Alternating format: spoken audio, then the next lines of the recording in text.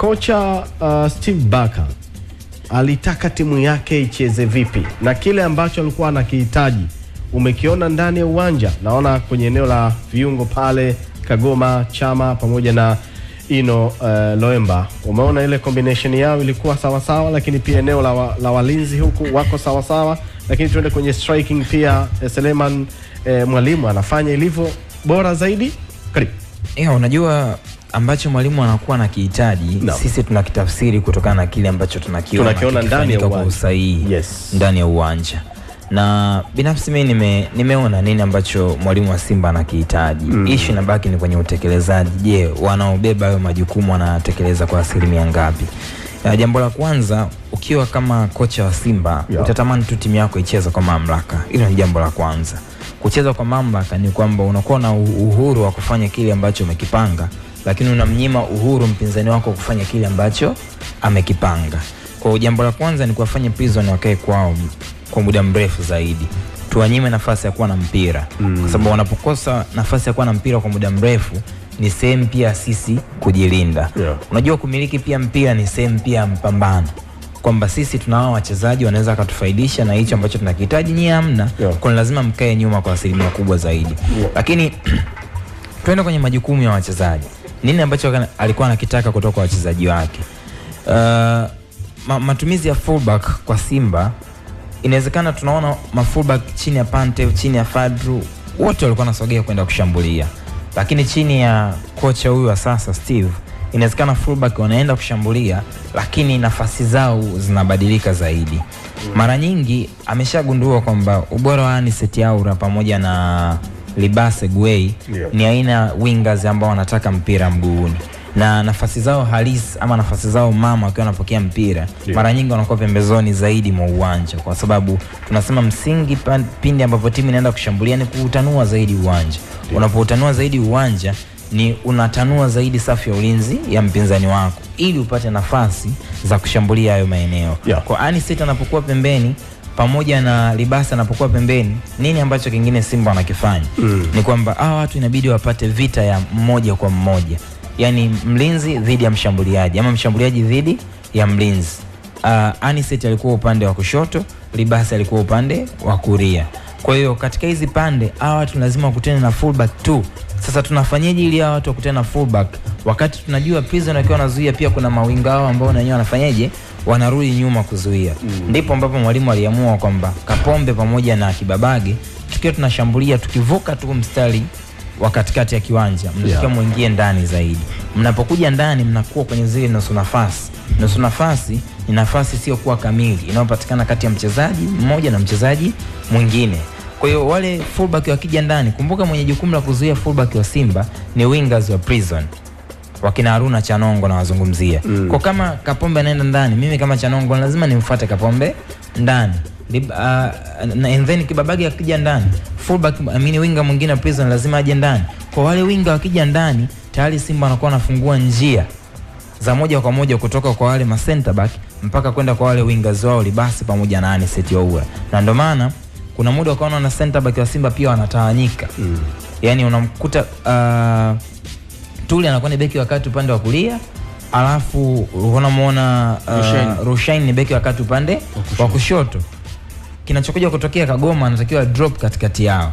Kwa wale wawili wakitawanyika, lengo la mwalimu ni kwamba ameshafungua njia ya pembezoni mwa uwanja. Kwa walikuwa wanategemea pasi itoke kwa Rushain kwenda moja kwa moja kwa Anicet, pasi itoke kwa Ture kwenda moja kwa moja kwa Libasi. Kipindi ambacho zile njia zilikuwa zinakuwa blocked, ndipo ambapo walikuwa wanamuona Chama sasa na huyu Loemba. Chama kuna muda alikuwa anaenda ule upande wa kushoto, anakuwa kiunganishi kati ya Rushain pamoja na Anicet. Lakini pia Loemba alikuwa anaenda upande wa kulia, anakuwa kiunganishi kati ya Tule pamoja na Libasa. Kwa hiyo mwalimu anachokitaka ni kwamba tuna uhuru wa kubadilishana nafasi, lakini kila mtu anapaswa kukumbuka majukumu yake.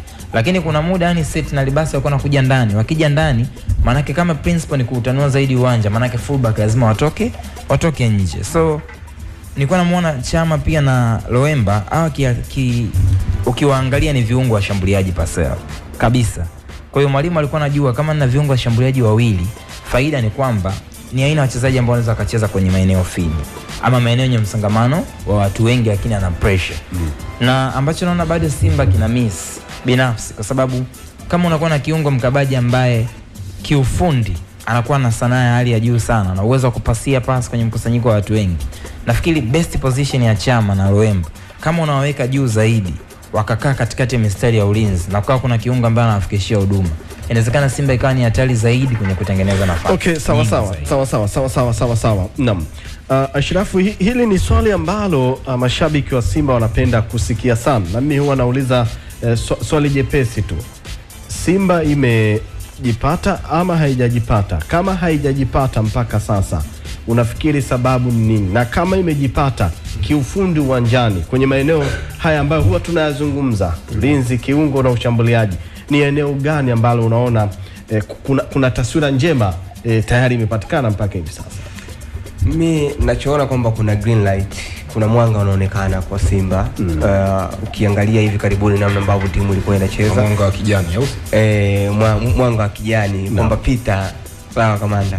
Kwa hiyo pointi ya msingi kwamba bado hawajajipata, lakini wana 80% kuelekea huko kwenye 100% kwenye kutengeneza timu. Unajua hivi karibuni kumepita vitu vingi sana pale Msimbazi. Performance ya timu ilikuwa iko down.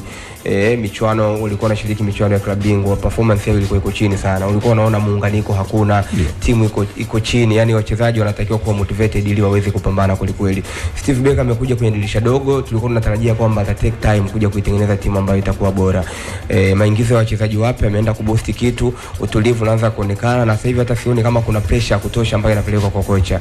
Utulivu unaonekana, na ili utengeneze timu unatakiwa utulivu uwepo. Pressure kutoka kwa viongozi sasa hivi hatufikii tena, mwalimu kaacha afanye kazi yake.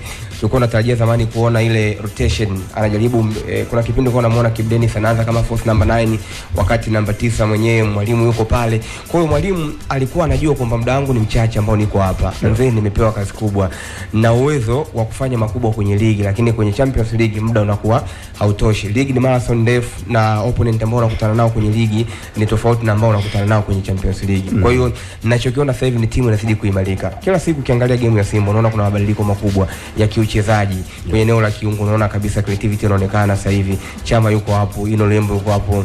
Unaona kabisa kuna impact pembeni. Mimi naweza nikakwambia sasa hivi kwa hizi mechi ambazo nimeziangalia Simba, Simba ndio timu ambayo ina mawinga hatari wote wawili, wa kulia na kushoto kwenye hili. Simba ndio timu ambayo ina mawinga hatari ambao wana end product inayoeleweka katika ligi kuu ya Tanzania. Katika ligi kuu, yani hii Simba umeiona hii. Tangia dirisha dogo wamekuja wale Ansetelo pamoja na Libasi Gwaya. Yani wewe kama ni timu yako unawaza kwamba nikienda kucheza wale mawinga na kabiliana nao vipi. Kinachotokea ni kuangalia tu muendelezo wa kile ambacho anakifanya. Kwa hiyo kwangu mimi bado hajajipata 100%. Kwanza hamna timu ambayo ishajipata 100% kwenye ligi.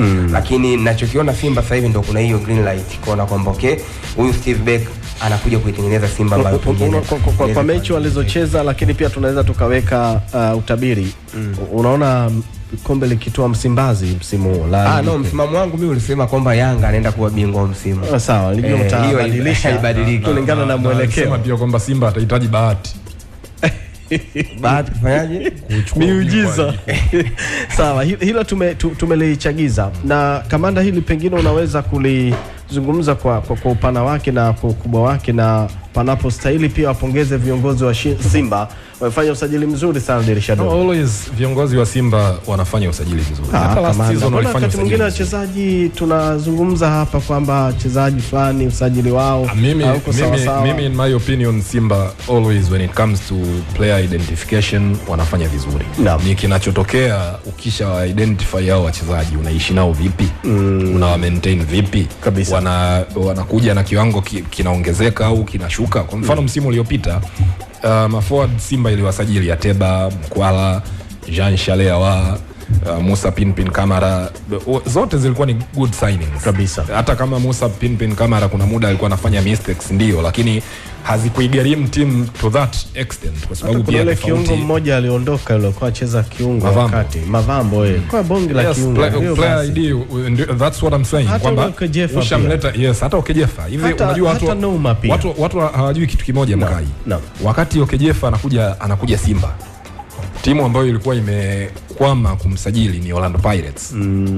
Orlando Pirates walimtaka kufa na kupona baada ya kuridhishwa na performance zake kwenye michuano ya Afrika akiwa na Rivers United. Kabisa. Yeye mwenyewe alikuja Simba akiamini kwamba Tanzania is a better option kuliko South Africa. Umeelewa? Lakini kilichotokea ni kwamba maisha ndani ya Simba ndio yalimfanya mpaka leo hii amekuwa mchezaji huyu ambaye amekuwa sasa hivi. Kwa hiyo when it comes to usajili wa wachezaji, Simba ina player ID nzuri kabisa. Jinsi ya kuishi na wachezaji ndio imekuwa changamoto. Kwa hiyo hata mawinga ambao Ashraf anawazungumzia, tunaweza tukakaa hapa wanacheza vizuri, msimu ukaisha ukasikia limetokea. Na wewe baada ya kufuatilia katika namna ya kuishi na hawa wachezaji, unafikiri tatizo ni nini? Kwa tathmini yako, tafiti zako. Unajua Simba ni timu ambayo imepitia crisis kwenye uongozi. Okay. Yes, sasa kwenye uongozi ukiwa na crisis chini huko kuwezi kwa sawa sawa. Lazima kulete mtikisiko kidogo. Basi iko sawa sawa, lakini Steve Barker anapaswa apewe muda zaidi.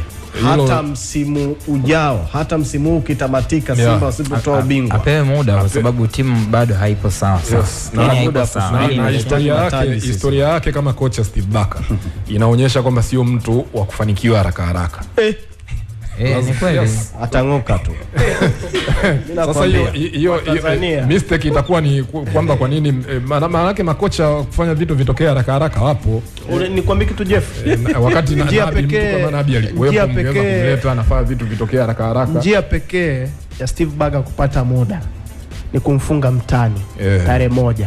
Yaani akimfunga mtani watu watampa muda. Lakini mpira mwacheni basi mzee ndo kaja juzi asipomfunga mtani pressure itakuwa ni kubwa kwake. Watu wametoka viongozi au mashabiki wote, viongozi mpaka mashabiki, pressure itakuwa ni kubwa. Kama watu waliotoka tu waliopata muda mrefu wa kumfunga mtani hapa katikati, mwacheni mzee kwanza. Sema anaweza akapewa muda kwa sababu Fadlu alifungwa dabi 5 na watu bado walikuwa tayari na performance ya timu ilikuwa kubwa uwanjani. Yani performance ya Fadlu dhidi ya Yanga ilikuwa kubwa licha kwamba alikuwa anapoteza. Mimi performance haikuwa mbaya. Haikuwa terrible performance kama hizo za kina Robertinho zile. Ingawa ukitazama kadiri anavyopata muda unaanza kuona idea zake. Yani kwenye timu. Kwa mfano jana ukiona Simba jinsi ambavyo walikuwa wanacheza.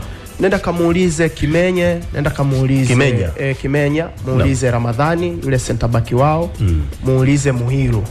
Watakwambia jana wamekutana na test kweli kweli. Kwa sababu jana Simba waliwatesti sana Prison kwenye hizi